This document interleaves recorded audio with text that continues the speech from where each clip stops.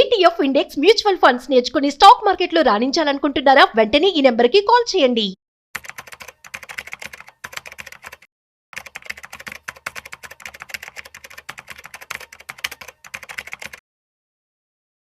నమస్తే అండి, నేను ప్రభుని మాట్లాడుతున్నా.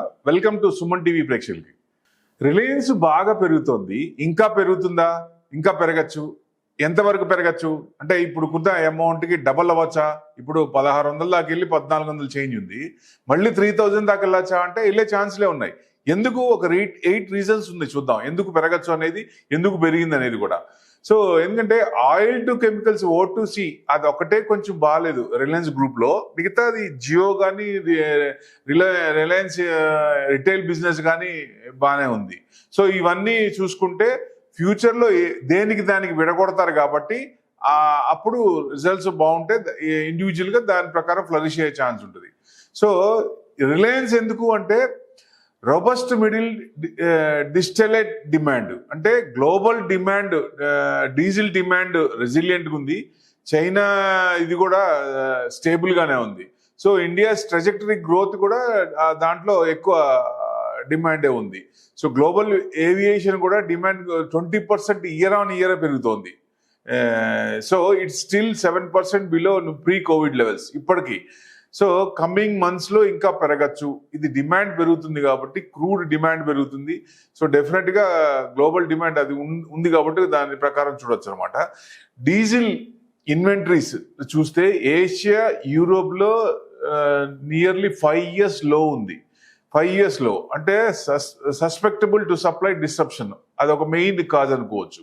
జనరల్ గా ఎక్కువ, ఎందుకంటే వాళ్ళు జనరల్ గా ఏం చేసినా కానీ గవర్నమెంట్ దాంతో టైఅప్ అయిపోయి ఒక 100 కోట్లు అనుకోండి, ఒక 70-80 crores మిగులుతాయి, ఒక 20 crores గవర్నమెంట్ కడతారు. సో జనరల్గా ఇదే పాలసీ ఉంటుంది. సో ఎక్కువ మంది ఇన్వెస్టర్స్ కూడా అందరూ హ్యాపీగా ఉన్నారు, ఎందుకంటే నెంబర్ ఆఫ్ కంపెనీస్ ఇచ్చారు. రిలయన్స్ లో ఇన్వెస్ట్మెంట్ చేసిన వాళ్ళు 4 కంపెనీలు చేశారు, దానివల్ల చాలా బెనిఫిట్ అయ్యారు. సో అంటే వాళ్ళు బిజినెస్ పరంగా చూస్తే చిన్న వాళ్ళని చాలా కొంచెం ఇబ్బంది పెట్టినా, సో లాంగ్ టర్మ్ లో రిలయన్స్ కొంచెం పెరగచ్చు అనేది ఎక్స్పెక్టేషన్. సో ఇవన్నీ చూస్తే కొంచెం ఫజల్ ఫ్యూయల్ నుంచి ఎలక్ట్రిక్ వెహికల్స్కి వచ్చినప్పుడు, గ్రీన్ హైడ్రోజన్కి వచ్చినప్పుడు అప్పుడు కొంచెం ఈ రిలయన్స్ ఇండస్ట్రీస్ కొంచెం ఇదవ్వచ్చేమో అని. అంటే నెక్స్ట్ 5-10 years టార్గెట్ పెట్టుకుంటే తర్వాత నుంచి కొంచెం తగ్గచ్చేమో, ఎందుకంటే డైవర్సిఫికేషన్ కావాలి. అందుకనే వాళ్ళు కూడా కంపెనీ ప్రోడక్ట్ ని డైవర్సిఫికేషన్ చేస్తున్నారు, చిన్నగా ఫజల్ ఫ్యూయల్ నుంచి బయటకు వస్తున్నట్టు లెక్క. చైనా డీజిల్ కూడా ఎక్స్పోర్ట్ కూడా మ్యూట్ అయింది. సో అది కూడా ఒక కారణం కావచ్చు. రెడ్ సీ డిస్టర్బెన్సెస్ ఉన్నాయి ఎక్కువ, వాళ్ళు కూడా సప్లైస్ బాగా టైట్ చేస్తున్నారు. అదొకటి. హౌతీ అటాక్స్ వల్ల డిస్టర్బెన్స్ వచ్చింది రెడ్ సీలో. So 14% global refined product supplies కూడా కొంచెం ఆ రూట్ ద్వారా అవుతాయి. సో ట్యాంకర్స్ ట్రాన్సిట్ కానీ రెడ్ సీలో 50% డౌన్ అయింది. So delayed supply driving plus diesel spreads 40% డిసెంబర్లో తగ్గింది. జనవరి ఆన్వర్డ్స్ కొంచెం పెరుగుతా, 25 జనవరి ఆన్వర్డ్స్ కొంచెం పెరుగుతా వచ్చింది. సో వెనిజులా క్రూడ్ ఆయిల్ కూడా ఒక రకం కారణం, ఎందుకంటే యుఎస్ శాంక్షన్స్ రిమూవ్ చేసిన వెనిజులాకి తర్వాత మళ్ళీ ఇండియా నుంచి రిలయన్స్ లార్జెస్ట్ బయ్యర్ ఎక్కడి నుంచి క్రూడ్ వెనిజులా నుంచి తీసుకొని వాళ్ళకి మనం ఎక్కువ రిలయన్స్ వాళ్ళ దగ్గర నుంచి తీసుకొని సప్లై చేస్తుంది. అది కూడా ఇదే కదా. సో ఇట్లా స్ట్రాంగ్ పాయింట్స్ ఉన్నాయి. సో పెట్రోకెమికల్ సెగ్మెంట్ కూడా ఎర్నింగ్స్ సెట్ టు ఇంప్రూవ్. ఇప్పుడు దాకా పెట్రోకెమికల్స్ లాస్ లో ఉన్నాయి, అవి కూడా కొంచెం రావచ్చు అనేది. యుఎస్ లో ఈథేన్ ఇది తగ్గుతోంది. So which is positive to India. దానివల్ల రిలయన్స్ ఏంటి 1.5 MMTPA million metric ton per Yanam.